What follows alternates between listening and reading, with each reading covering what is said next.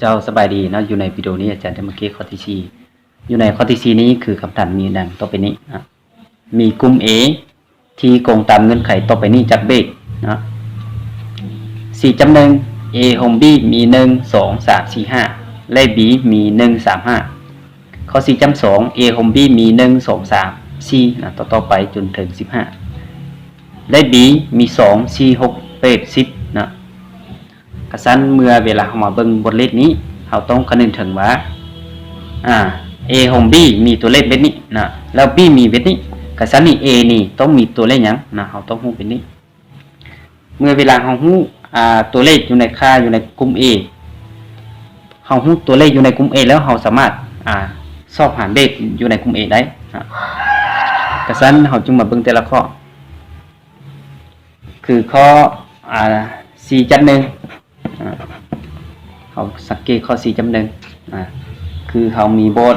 A โฮม B มี1 2 3 4 5และ B ของเขาคือมี1 3 5กระสั้นเรามาสังเกตตัวนี้ตัดอิดนี่เราต้องไปสอบหากลุ่ม A นะถ้าเวลาเราได้ตัวเลขอยู่ในกลุ่ม A หมดแล้วเราจึงสามารถสอบเบสของกลุ่ม A ได้นะเวลานี้เรารู้ว่า A ของ B มี1 2 3 4 5แต่ซึ่งอยู่ในที่นี้กลุ่ม B มี1 3 5กระสั้นนี่เราจะได้คือกลุ่ม A จะมีตัวเลขนะเราต้องมาเบิ่งอันนี้คือเราเข้าใจที่เรียนตอนมาคือถ้า A ของ B ก็หมายถึงเอาตัวเลขอยู่ในกลุ่ม A กับกลุ่ม B เอามาอยู่นำกันนั้นนะคือ B นี่เขามี1 3 5แล้วนะคือ B มี1 3 5อันนี้เป็นกลุ่ม B นะกระสั้นนี่ส่วนที่เหลืออยู่ในบนในที่นี้จะเป็นค่าของกลุ่ม A เลยก็ได้นะเป็น2 4เป็นนี้กระสั้นนี่แสดงว่าเขาจึงได้คือกลุ่ม A นี่มีเลข2กับเลข4นะพอว่าเวลาเอา A ไปรวมกับ B คือเขาจะได้ตัวเลขคือ1 2 3 4 5แบบนี้เข้ามานะเวลานี้คือเขาจะได้กลุ่ม A คือมีตัวเลข2กับ4แล้วอยู่ในคำถามเขาเจ้าถามว่ามีกลุ่ม A ที่โกงตามเงื่อนไขต่อไปนี้จัดเบสนะกระสั้นในการสอบหาเบสของกลุ่ม A เขามีวิธีการคิดอะไรนะคือเบสนี้N นะ N แล้ว P A เบสนี้คือรับการคิดอะไรที่อยู่ในบทเรียนปัญหาของไรเบสนี้คือสู้กันคิดไรในเฮามีว่าถ้าเฮาไรในนี้แสดงว่าคือต้อง2กำลังn นะแต่ซึ่งอยู่ในที่นี้บน n ของเฮาคืออยู่ในกลุ่ม n นี่คือมี2คือมี2จำนวนหรือมี2ตัวเลขแสดงว่า n นี่เท่า2นะแล้วเฮามาแทนใส่บน n กลายเป็น2แล้ว2กำลัง2เอาเป็น4นะเวลานี้เราก็คือได้คำตอบแล้วเราจึงได้คำตอบไปนี้หรือเราสามารถตอบได้ว่า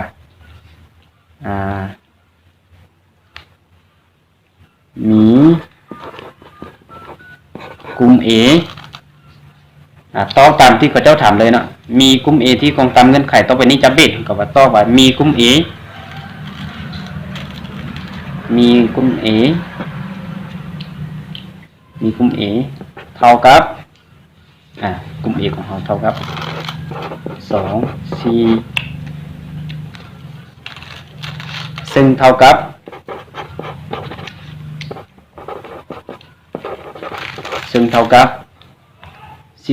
4ซึ่งเท่ากับ4เบสนะ4เบสแบบนี้นะอยู่ในข้อ 4.1 เนี่ยเราเก็บจุดนี้ถือว่าได้คำตอบสุดท้ายแล้วนะตามคำถามที่พื้นฐานมาจากนี้เราจะมาเบิ่งข้อที่ 4.2 นะตอนนี้เป็นข้อ 4.1 ข้อ 4.2 เขาเก็บคือกับข้อ 4.1 นี้4.2 เก็บคือกัน 4.2 คือเรามี A home B A home B A ของ B คือมี1 2 3 ต่อไปหา15 b เท่ากับ2 4 6 8 10นะ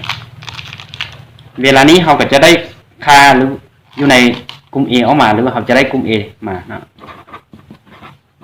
จะได้ A คือเท่ากับเอาไปสังเกตตัวนี้คือกลุ่ม B นี่มี2 4 6 8 10นะกระสั้นนี่กลุ่ม A ของเราจะเป็น1เนาะ1แล้วก็3 5 7 9นะแล้ว11คือสังเกตในกลุ่ม B นี้จะเป็นเลขคู่นะแต่ว่ามันเขียน2มาห่อ10ซื่อๆนะ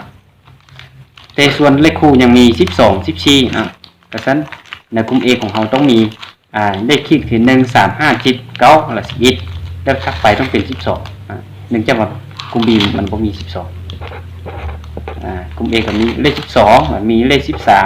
13มี14 15แบบนี้นะ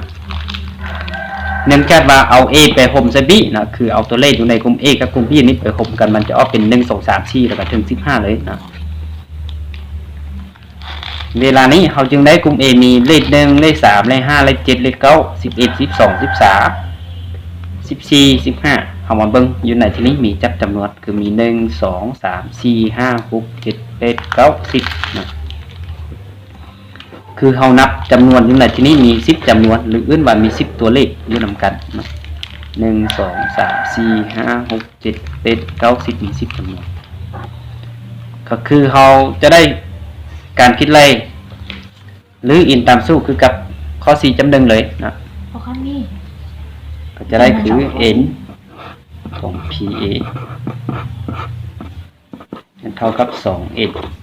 ซึ่งว่า n ของเราในข้อนี้ข้อ4จำ2นี่ n ของเราหรือจำนวนตัวเลขอยู่ในกลุ่ม A คือมี10นะ10ตัวแบบนี้ถ้าสั้นมาแทนค่าใส่บนนี้จะได้เป็น2กำลัง10นะ